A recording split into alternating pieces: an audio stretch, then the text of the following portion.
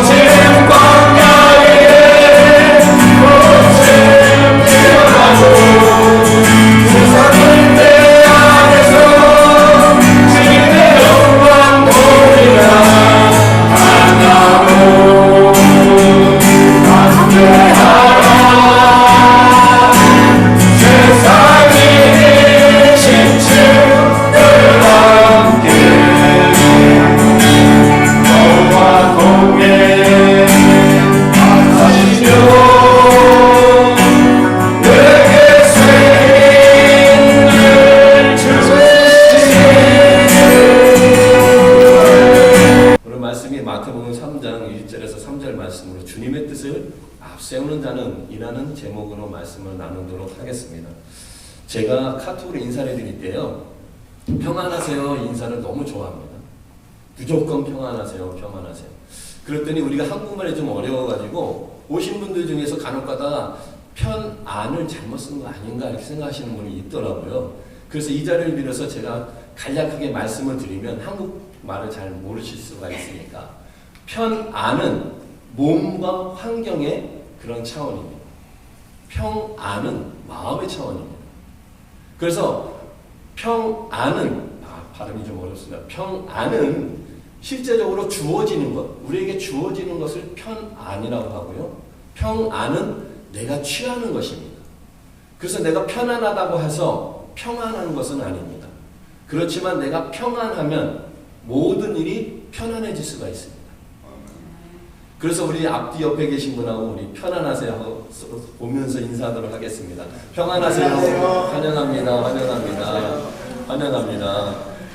예, 제가 이 인사를 드리는 이유가 저희가 지난주까지요 7분이 예배를 드렸어요. 그리고 오늘은 5분이 예배 드리기로 돼 있었습니다. 그래서 장로님하고 말씀하기를, 그렇습니다. 우리가 주님의 뜻을 앞세우고 전하는 데 목적이 있기 때문에 우리가 어떠한 상황이더라도 주의 복음을 끝까지 전하겠습니다 라고 결단하고 기도를 했습니다. 그럴 때는 어떠십니까? 보십시오. 마음의 평안이 있으니까 아마 다다음 주에 오신다는 분도 제가 전화를 무지하게 많이 받았습니다. 한 300명쯤 되죠? 네, 300명쯤 될 것 같습니다.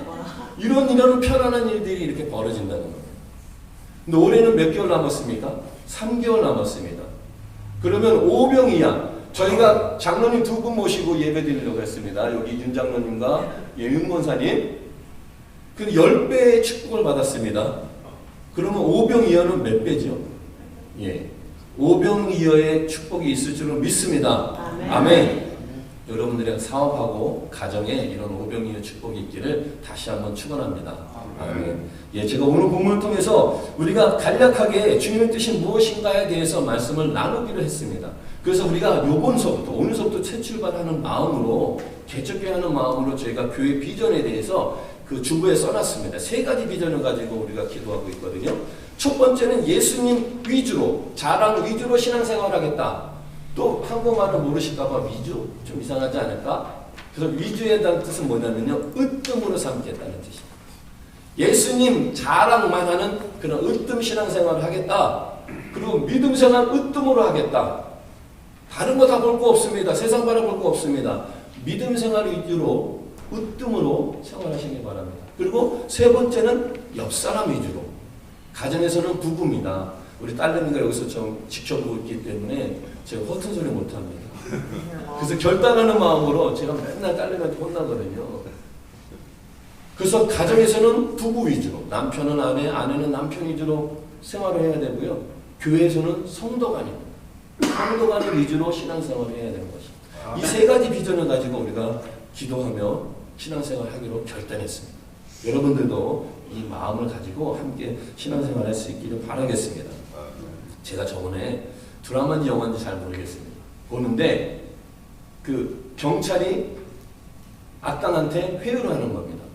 야, 네가 했다고 하지 말고 두목이 시켰다고 해. 그러면 너 벌이 적어. 그렇게 말을 하는 겁니다. 그 악당이 뭐라고 그러들 하십니까? 이거는 우리 두목의 뜻이 아니다. 나는 그럴 수 없다. 배신의 세상에서요.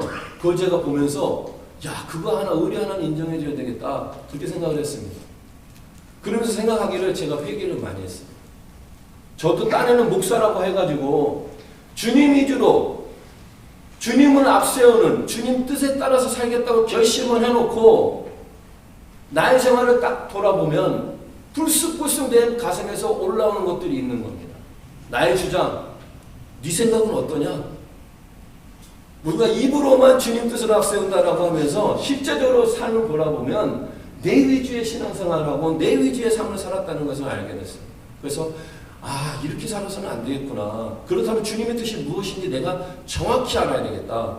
그래서 다시 한번 성경을 보면서 묵상하게 됐습니다. 그래서 오늘 마태복음 3장 말씀을 통해서 그러면 우리 주님의 뜻이 무엇인지 너가 정확히 알아서 어느 순간순간마다 너의 생각이 불쑥불쑥 올라오면 이게 주님의 뜻이냐 아니냐 한번 생각해 보라는 거. 그래서 이 시간을 통해서 우리가 함께 나의 성질을 내세우는 것이 아니고 주님의 뜻을 앞세우는 그러한 시간이 되기를 소망합니다. 마태복음 3장 앞에 보면요. 마태복음 1, 2장은 역사적으로 설명을 하고 있는 겁니다. 실제적으로 예수님이 그 당시에 그때에 왜 그곳에서 태어났는가에 대해서 말씀하고 있습니다. 그것에 대해서는 제가 기회 되면은 성탄절 때 말씀을 나누기로 하고요. 오늘은 3장 말씀입니다. 3장 말씀에서 예수님께서 어떻게 그 세례 요한에게 세례를 받고 그런 일이 일어났는가에 대해서 말하고 있는 것입니다. 성탄절이라는 것은 그 예수님의 인성에 관한 문제입니다. 예수님의 인성에 관한 것. 주현절이라는 것은 예수님의 신성에 관한 말씀입니다. 그러니까 예수님께서 그 가나 요한복음에 나오죠. 가나 혼인잔치. 그것에 대한 신성에 대한 그 역사, 기적을 보여주신 것이기 때문에 주현절이 주님이 나타나셨다. 그래서 주현절이라고 합니다. 그것이 1월 6일입니다. 그래서 예수님께서 그 나타나심에 대해서 기념하는 6월 8일 날 그 세례를 받는 첫 주를 우리가 수세주일, 주님이 세례를 받으셨다 해서 수세주일이라고 합니다. 그래서 우리가 세례 주기가 좋은, 적절한 기간이 부활절하고 오순절하고 그리고 수세주일, 이 주현절을 기해서 우리가 세례를 줍니다. 오늘 본문을 통해서 우리가 주님 말씀이 어떻게 이루어졌는가, 이거 주님이 세례 받기 전에 바로 전의 상황입니다. 그래서 주님의 뜻이 우리가 회개하고 천국에 가까웠으니까 천국을 맞이할 준비를 하라라고 세례 요한을 통해서 말씀한 그런 내용입니다. 그 말씀을 통해서 세례 요한이 선포를 한 것이죠. 주님의 뜻을 앞세우는 자는 어떻게 해야 될 것인가에 대해서 선포한 말씀인데요. 세례 요한은 그래서 예수님의 사역을 공식적으로 선언한 사람입니다. 그것을 증명하는 말씀이 이사야서 40장 3절에 그런 말씀이 있습니다. 제가 좀 마음이 급했어가지고 계속 안 하고 넘어갔었습니다.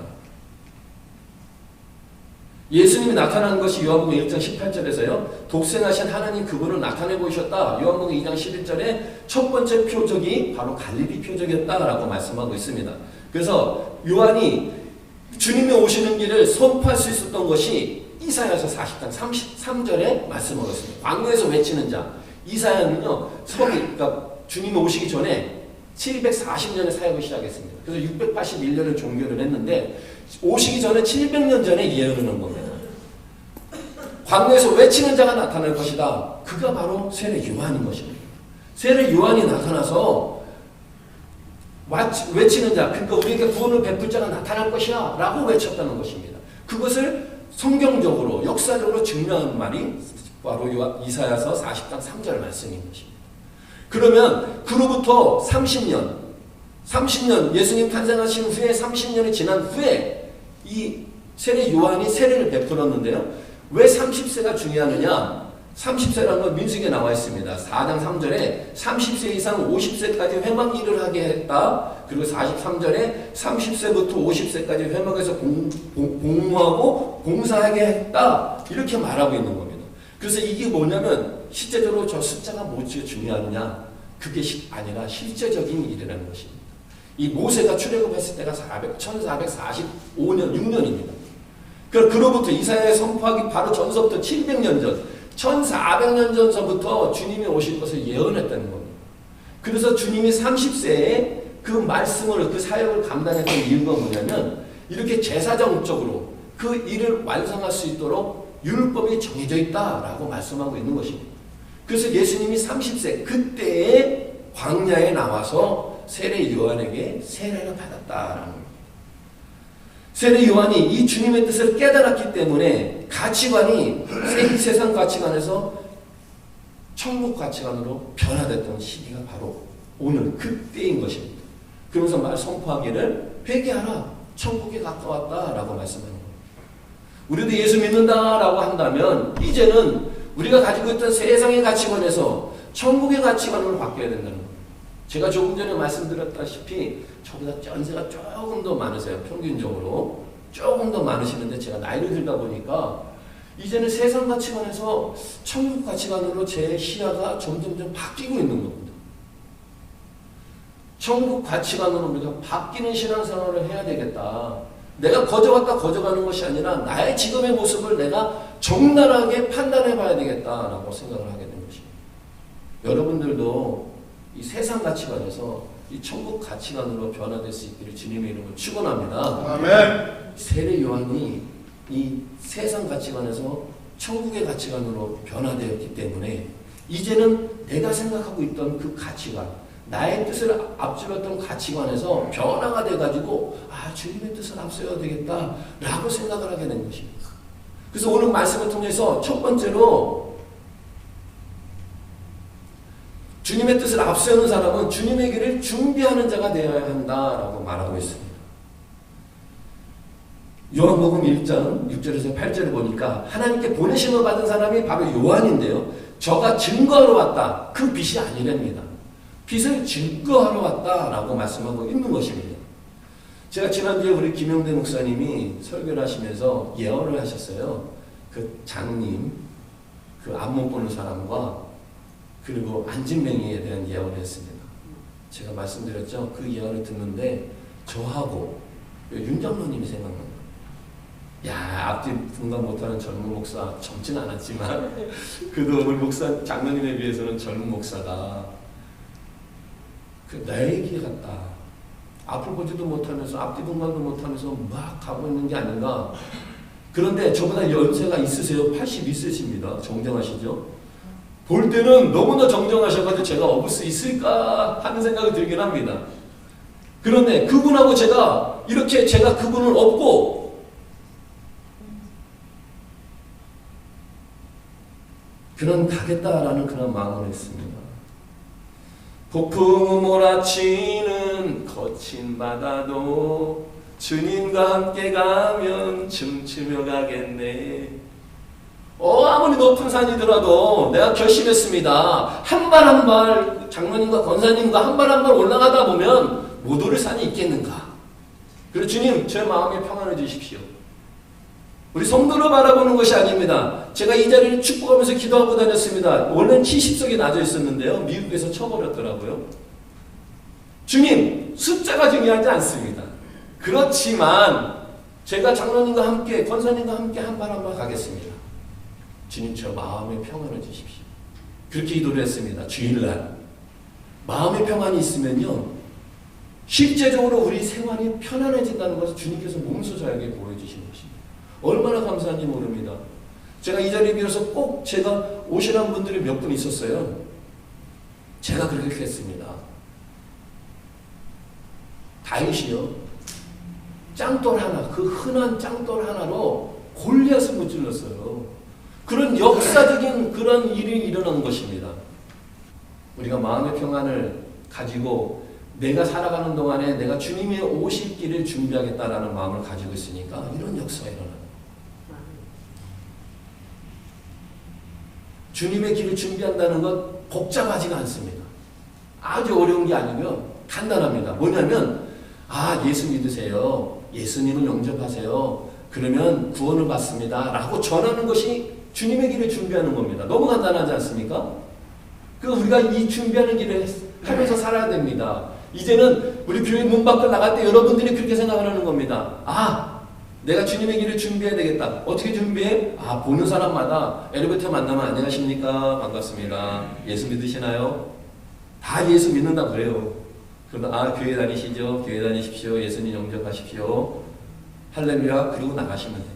그것이 간단합니다. 주님의 길을 준비하는 자가 바로 그런 자라는 겁니다. 마태복음 25장 1절에서 12절의 말씀을 보면요, 그 열천의 비유가 나옵니다. 준비하고 났더니 하나님께서 이렇게 베푸시는 역사를 제가 경험하게 된 겁니다. 이 열천에도 그랬습니다.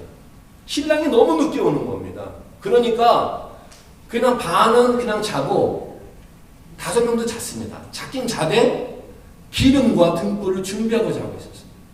늦은 시간 신랑이 왔습니다. 허겁지겁 깨어가지고 일어나서 신랑이 왔다 그러니까 신랑을 맞이하러 나갔습니다. 등불을 준비한 신부만 신랑과 함께 혼인잔치에 참여할 수 있는 겁니다. 우리들도 그래야 된다는 겁니다. 우리도 다 자는 건 똑같아요. 그런데 우리가 준비하면서, 준비가 뭐라 그랬죠? 예수 믿으십니까? 주님 영접하십시오. 그 말씀 한 번만 전하는 겁니다. 그런 복음을 전하면서 준비하게 되면 언제 주님이 오실지 모릅니다. 오셨을 때 할렐루야하고 천국잔치에 같이 참여할 수가 있는 겁니다. 잠언의 3장 5, 6절에 말합니다. 너희는 마음을 다해서 하나님을 의뢰하고 너는 범사의 그를 인정하라. 그리하면 내 길을 지도하시리라. 결국 내가 주님 길을 준비했는데요, 그 주님 길 준비한 그 길이 결론적으로 나를 위한 길이라고 합니다. 이거 얼마나 감사합니까? 아멘. 기껏 준비한 게 나 힘들고 지치고 어려운데 내가 뭐 그런 길을 준비해. 막 그렇게 생각을 했더니 알고 봤더니 그 준비한 길이 결국에는 나를 위한 길이다라고 말씀하고 있습니다. 그래서 주님께서 준비된 길로 이 세상에 오시기 때문에 우리가 천국 백성으로 삶을 살기로 결단하고 결심했다 한다면 우리가 주님의 길을 준비하는 자가 되어야 된다. 그것이 결국에는 나를 위한 일이기 때문에 그렇습니다. 그래서 내가 주님의 길을 준비하는 자가 되어야 되겠다라고 생각을 했으면 그러면 내 자신을 위한 일이기 때문에 내가 스스로 나가야지. 그러면서 두 번째로 해야 될 게 뭐냐면 회개를 하는 겁니다. 그래 이참에 김집사 회개했으면 좋겠어. 저 집사 평상시에 표정이 안 좋아. 빨리 회개해야 돼. 라고 생각하는 것이 아니라 내 자신이 먼저 회개하는 자가 되는 겁니다. 요한복음 11장에 이렇게 말합니다. 회개하기 위해서 세례 요한이 왔습니다. 그런데 물로 세례를 주지만 주님께서는 성령과 물로 세례를 베푸실 것이다 라고 말씀하고 있기 때문에 김집사 먼저 회개하는 것이 아니라 내가 먼저 회개해야 됩니다. 내가 먼저 회개라는 것이요, 죄를 자복하고 죄의 길에서 돌이켜가지고 예수님을 영접한다는 겁니다. 영접한다는 것은 그 새신자들 이런 것 같잖아요. 근데 오늘 본문 말씀은 새신자에게 하는 말은 아닙니다. 새신자에게 하는 말이 아니라 이미 우리 자리에 와서 예배드리고 있는 우리들에게 하신 말씀입니다.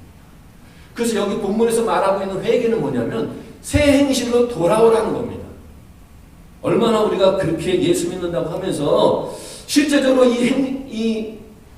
이곳에 나가면, 이 성전에 나가면 얼마나 우리의 세상적인 삶으로 돌아옵니까? 유대인들도 마찬가지였습니다. 예수 믿는다고, 하나님 믿는다고 하면서 불신앙하는 사람들이 있었고요. 그리고 그나마라도 회개해서 돌아오잖아요. 안 받아줬습니다. 우리 믿는 사람들이 회개하는 것은 바로 이겁니다. 내가 먼저 회개하고요. 그리고 실수했습니다. 살다 보면 실수했습니다. 왜냐면 나도 실수하기 때문에. 그런데 회개하고 돌아오는 사람들에게 짝 째려보면서 너는 갔다 왔잖아. 뭐 우리가 다 만들어놨더니 왔어? 이렇게 생각하면 안 된다. 제가 아주 놀라운 게요. 저번에 어떤 스님이 성경에 대해서 강의를 하더라고요. 그래서 제가 열심히 했어요. 참 신기하다. 그래서 보고 있었다 보니까 말은 맞아. 이제 신약 주님이 오셨으니까 구약은 버려버리래요. 말은 좀 맞는 것 같아요. 그러더니 나중에 심하게 찢어버리라 그러는 거예요. 스님들 다 앉혀놓고 스님이 스님들 앉혀놓고 강의를 하는 거예요. 야, 이렇게 혹세 무민이라 그러나요? 아, 이런 게 있구나. 우리가 정신 바싹 차리고 듣지 않으면 맞는 말 같은데 가다가 30% 빠지는 겁니다. 그런 믿는 사람들이 많다는 겁니다. 여러분들이 보실 때는 저도 그런 사람일 수도 있습니다. 주 예수님이다. 그래야 너와 내 가정이 이렇게 나갈 수도 있습니다. 그런데 우리가 가만히 잘 듣고 있어야 됩니다. 잘못하다가는 우리가 새길로 빠질 수 있다는 겁니다. 그런데 새길로 빠졌다 하더라도 그분이 회개하고 들어오면 우리가 받아줘야 된다는 겁니다. 세상에 주님 전에만 딱 나가면요, 나도 모르게 세상적으로 변화되는 거예요. 그러면서 생각했습니다. 주님, 이렇게 사는 모습을 주님 어떻게 생각하십니까? 근데 제가 스스로 생각하는데, 그래, 나는 아직까지는 영화로운 몸이 되지 않았어. 내가 성화되어가는 과정이야. 그러니까 주님 용서해 주실 것이죠? 저는 아직 영화로운 몸이 안 됐습니다. 그렇게 핑계를 대는 겁니다. 그 대신 제가 했던 거는 날마다 손과 발을 씻는 아침 저녁으로 회개의 기도를 했습니다. 그랬더니 조금씩 발전하면서 제가 생각이 달라지기 시작합니다. 그 전까지는 세상적인 생활과 행동에서 그것을 계획하고 감정적으로만 후회하는 단계에서 이제 마음의 변화로 일어나기 시작하는 겁니다. 그러면서 내가 이 마음의 변화로만 있어서는 안 되고 이제는 회개하는 것, 이것이 실제적으로 내가 돌이켜서 행동으로 옮겨줘야 되겠다. 내가 그래서 새 행실로 보여줘야 되겠다. 라는 생각을 하게 됐습니다. 그래서 제가 죄를 안 졌느냐? 아닙니다. 죄 졌습니다. 죄 짓고 회개하고, 죄 짓고 회개하고, 죄 짓고 회개하고, 하루에 수십 번씩, 수백 번은 아닐 것 같고요. 수십 번씩. 그래서 제가 주님께 기도했습니다. 주님, 나 이렇게 책밖에도는 회개를 하는데 도대체 언제까지 그러실 겁니까? 제가 목사가 아닌가 봐요. 이거 진짜 제가 앞에서 주님 말씀이랑 나누는데 저의 모습은 진짜 꽝입니다. 그런 생각이 들었습니다. 그래서 이런 책밖에 도는 삶을 살게 하고 있다라고 생각을 했었습니다. 그럴 때 주님께서 놀라운 응답을 주셨습니다. 노 목사, 아니다. 네가 죄 짓고 회개하고 죄 짓고 회개하고 책밖에 돌지만 저의 책밖에는 고정되어 있지 않다는 겁니다. 그래서 제가 책밖에 돌고 죄 짓고 회개하고 죄 짓고 회개하지만 한 발 한 발 전진할 수 있는 그런 책밖에 돌고 있다고 말씀하시는 겁니다. 우리 모두가 이랬으면 좋겠습니다. 우리 분명히 오늘 성전에 나가면 지금도 제가 시간을 보니까 너무 많이 지체됐습니다. 다들 신앙들 하실 텐데 저 너무 빨리 끝내지. 그런데 우리가 성전들 밖에 나가면 또 죄 짓고 그럴 겁니다. 그러더라도 걱정하지 마십시오. 주님께서는 그래도 전전하는 쳇바퀴를 돌면 용서해 주시겠다라고 말씀하고 있습니다. 그래서 함께 우리 전전하는 쳇바퀴 돌 수 있는 우리 모두가 되기를 주님의 이름으로 소망합니다. 우리가 그래서 이 디도서가 3장 2절이 우리가 다른 사람에게 우리의 온유함을 보여주라고 합니다. 그러니까 우리가 회개해야 될 이유가 여기 있는 겁니다. 예수 믿는다 그러면 착한 사람으로 알아요. 저도 좀 허우대 멀쩡하지 않습니까? 그래서 제가 악하지 않은 사람으로 알아요. 근데 사실은 성질이 더럽습니다. 후회하다가 막 그냥 누가 막 껴들으면 그 사람의 생각이 이해가 안 되더라고요. 어떻게 저렇게 운전하지? 그래서 이런 강아지, 이런 18 그런 놈이 탁 튀어나올 때도 있어요. 그래서 누가 고난하거나 빨리 회개합니다. 주님. 이렇게 사람들에게 예수 믿는 사람들은 온화할 거라고 보여지기 때문에 그렇게 하라고 말씀하고 있습니다. 또 빌립보서 4장 5절에 왜 그렇게 관용을 보여줘야 하느냐? 주님께서 가까우셨기 때문이라고 말하고 있는 겁니다. 그래서 은혜가 나로부터 멀어지지 않도록 우리 주님의 뜻을 앞세울 수 있는 그 임무를 다할 수 있는 저와 여러분 되시기 주님의 이름으로 축원합니다. 아멘. 말씀을 마치겠습니다. 정리하겠습니다. 이 광야라는 것은요, 그 이스라엘 민족의 그 부족한 그 신앙의 상태를 말하는 겁니다. 우리들의 마음과 같다는 겁니다. 우리들의 광야 같은 마음을 보시고 회개하라. 왜요? 천국이 가까웠으니까. 우리가 살면서 마음 천국은 이미 이뤘습니까? 그리고 교회 천국을 이뤘습니까? 교회 기쁘게 찬송하잖아요. 그럼 교회 천국이 이뤘겠죠? 그러면 우리가 지상 천국을 이뤘습니까? 주님이 올 거니까. 그럼 주님 오시면 영원 천국이 이루어지는데 우리가 영원 천국을 이룰 수 있도록 준비를 해 나가야 된다는 거예요. 제가 그 폴란드에 대학 다닐 때 학교에서 되져가지고 그 탐방을 갔습니다. 그래서 유태인들이 학살한 그 장소도 보고 막 그랬습니다. 그런데 유태인들은 그 600만 명을 죽이는데 매 시간마다 가스실에 보내는 겁니다. 그래서 한 그 유태인이 의사인데요. 우연치 않게 가다가 유리 조각을 발견했습니다. 그래서 맨날 깨끗하게 있으려고. 그랬더니 독일인들이 봤을 때는 좀 깨끗해 보이니까 전시 효과도 좋으니까 병들어서 골고거리는 사람만 데려갔습니다. 결국에는 이 사람이 독일로부터 해방돼가지고 살았다고 해서 인터뷰를 했습니다. 그때 그 사람이 이렇게 얘기합니다. 하나님은 결코 도움을 놓치지 않으십니다. 다만 우리가 너무 성급해서 하나님이 도와주실 때까지 참지 못할 뿐입니다. 라고 말했습니다. 여러분들 어렵습니다. 환경이 어렵죠. 가정도 어렵고 교회도 어렵습니다. 그러나요, 참고 준비하는 사람은 반드시 하나님께서 상 주십니다. 아멘? 믿으십니까? 여러분 개인적으로 기도하는 거 있죠? 야, 나 2년 기도했는데 끝까지 참고 기도하십시오. 반드시 하나님의 축복이 있을 줄로 믿습니다. 네, 우리가 이 말씀 붙들고 승리할 수 있는 저와 여러분 되시기 주님의 이름으로 축원합니다.